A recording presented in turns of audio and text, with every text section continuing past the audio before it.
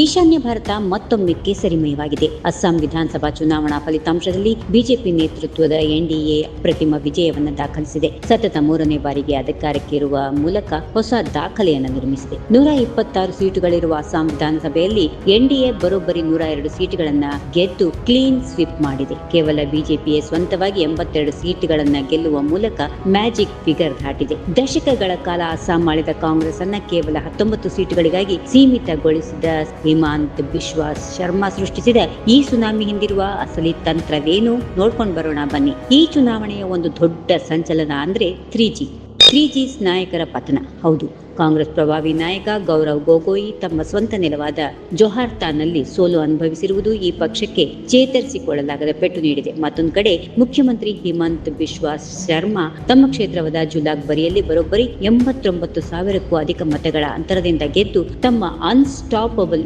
Image ಸಾಬೀತುಪಡಿಸಿದ್ದಾರೆ. Assam ಎಂದರೆ ಹಿಮಂತ್ ಎಂದರೆ ಅಸ್ಸಾಂ ಎನ್ನುವಂತೆ ರಾಜಕೀಯ ಬದಲಾಗಿದೆ. ಅಸಲಿ ಇಷ್ಟೊಂದು ದೊಡ್ಡ ವಿಜಯ ಹೇಗೆ ಸಾಧ್ಯ ಆಯಿತು? ಖ್ಯಾತ ಪತ್ರಕರ್ತ ವಿಶ್ಲೇಷಣೆ ನಡೆಸಿದಂತೆ ಇದರ ಹಿಂದಿರುವ ಪ್ರಮುಖ ಕಾರಣಗಳು ಏನು ನೋಡ್ಕೊಂಡು ಬರೋಣ. ಹಿಂದೂ ಮತಗಳ ಧ್ರುವೀಕರಣ, ರೆಕಾರ್ಡ್ ಮತದಾನ.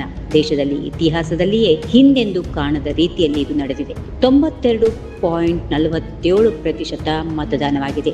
ಹಾಗಾದರೆ ಹಿಂದೂ ಮತದಾರರು ಒಂದೇ ವೇದಿಕೆ ಅಡಿಯಲ್ಲಿ ಬಂದಿದ್ದಾರೆ ಎನ್ನುವುದು ಸ್ಪಷ್ಟವಾಗುತ್ತದೆ. ಇನ್ನು ನಾಗರಿಕತೆಯ ಭದ್ರತೆ. ಭಾಷೆ ಹಿತಾಸಕ್ತಿಗಿಂತಲೂ ನಮ್ಮ ನಾಗರಿಕತೆಯ ಭದ್ರತೆ ಮುಖ್ಯ ಎಂದು ಅಸ್ಸಾಮಿಗಳು ಭಾವಿಸಿದ್ದಾರೆ. ನುಸುಳುಕೋರರು ಮತ್ತು ಜನಸಂಖ್ಯೆಯ ಬದಲಾವಣೆಯ ಭೀತಿಯಿಂದಾಗಿ ಹಿಂದೂ ಮತ ಬ್ಯಾಂಕ್ ಜಾತಿ ಮತಗಳನ್ನು ಮೀರಿ ಒಂದಾಗಿ ಬಿಜೆಪಿಗೆ ಪಟ್ಟ ಕಟ್ಟಿದೆ. ಕೇವಲ ಭಾವನಾತ್ಮಕ ವಿಚಾರಗಳಷ್ಟೇ ಅಲ್ಲ, ಅಭಿವೃದ್ಧಿಯೂ ಈ ಗೆಲುವಿಗೆ ಕೈ ಜೋಡಿಸಿದೆ. ಪ್ರಧಾನಿ ನರೇಂದ್ರ ಮೋದಿ ಅವರ ಡಬಲ್ ಇಂಜಿನ್ ಸರ್ಕಾರದ ಬಲ ಮತ್ತು ಹಿಮಂತ ಬಿಸ್ವಾ ಶರ್ಮಾ ಜಾರಿಗೆ ತಂದ ಜನಪ್ರಿಯ ಯೋಜನೆಗಳು ಜನರ ಮನ ಗೆದ್ದಿವೆ. ಮೂಲಸೌಕರ್ಯ ಅಭಿವೃದ್ಧಿಯಲ್ಲಿ ಅಸ್ಸಾಂ ಹೊಸ ಮೈಲುಗಲ್ಲು ಸೃಷ್ಟಿಸಿದೆ. ಅಭಿವೃದ್ಧಿ ಮತ್ತು ಭದ್ರತೆ ಎರಡೂ ಮಂತ್ರಗಳು ಹಿಮಂತ್ ಅವರಿಗೆ ಹ್ಯಾಟ್ರಿಕ್ ವಿಜಯವನ್ನ ತಂದು ನೀಡಿವೆ. ಈ ವಿಡಿಯೋ ನಿಮ್ಗೆ ಇಷ್ಟವಾದ್ರೆ ಲೈಕ್ ಮಾಡಿ, ಶೇರ್ ಮಾಡಿ.